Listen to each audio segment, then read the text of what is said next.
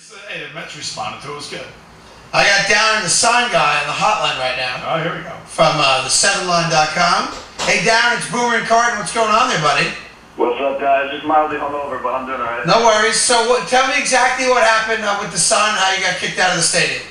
All right, what's crazy is I was actually on Friday night with the exact same sign.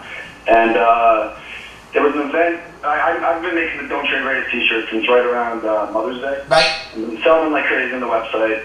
And these women, led by a woman named Donna and her friends, decided to make an event on Friday night called Don't Trade Raiders Day. It was all over Twitter, it was all over Facebook. We had like 400 to 800 people show up. Kevin Burkhardt came over, talked to us. They talked about it on SNY about how, you know, there's a bunch of fans.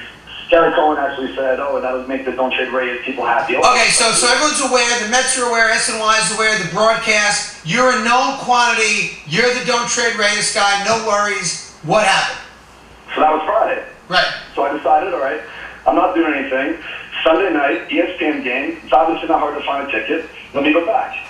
So I bring the sign, go back, didn't even really try to pump it up and get a bunch of fans for me to go. I just went on my own. Right. Brought my roommate with me.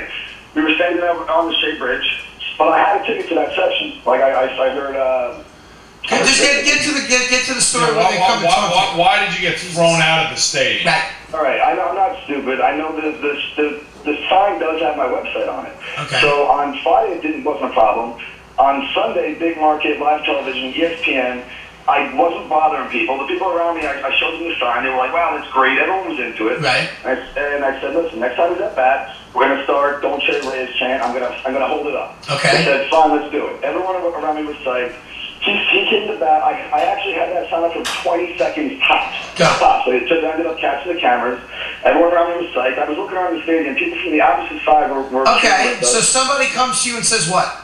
They say, listen, you can't have the sign up when the ball is being pitched. You can't have the sign up. And I said, all right, that's understandable. It makes sense. I don't want to be obstructing anyone's view. Right. I was completely cooperative, so I took it down. So I said down to the guy at the bottom. In between innings, I shook his hand and said, is everything cool? He said, yeah, everything's fine. Just don't do it during the pitch. Seems good to me. Go ahead. I put the sign up again in between innings. Supervisor comes down and says, I'm going to have to ask you not to put the sign up anymore.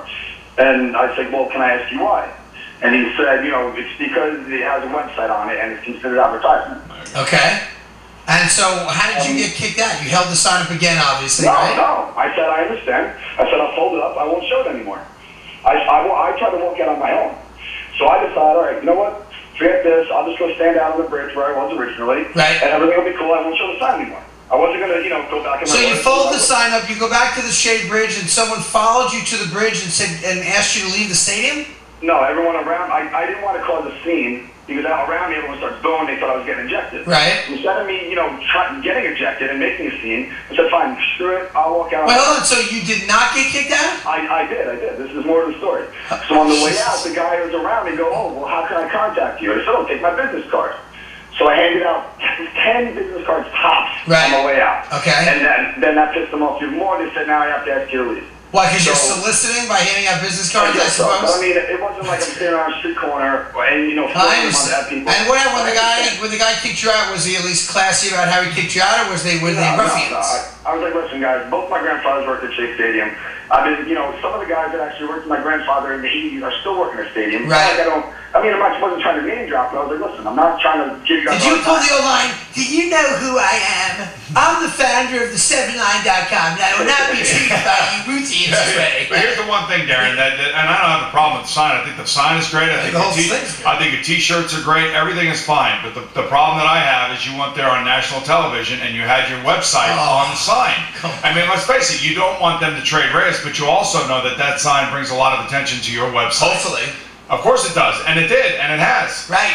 Well played, my friend. Good job, Darren. I agree with that. I said it to him. All right, so listen, no big deal. You actually get more mileage out of being kicked out than if you didn't get kicked out. There you go. And listen, we just gave you a whole, 2.5 minutes. I think it's solid, and listen, I like your stuff. I think it's great that you held the sign up. I think it's ridiculous that you got kicked out. Can't if it worked out that way. Listen, but he'll know if I hand out business cards. The old sign guy that used to hold up, you gotta believe. Thanks, Darren. Right. You used to hold up the signs, you gotta believe. Right. It wasn't you gotta believe and then go here or call me for t-shirts. There were no .coms then either. Yeah, but he wasn't advertising anything other than you gotta believe being a Met fan.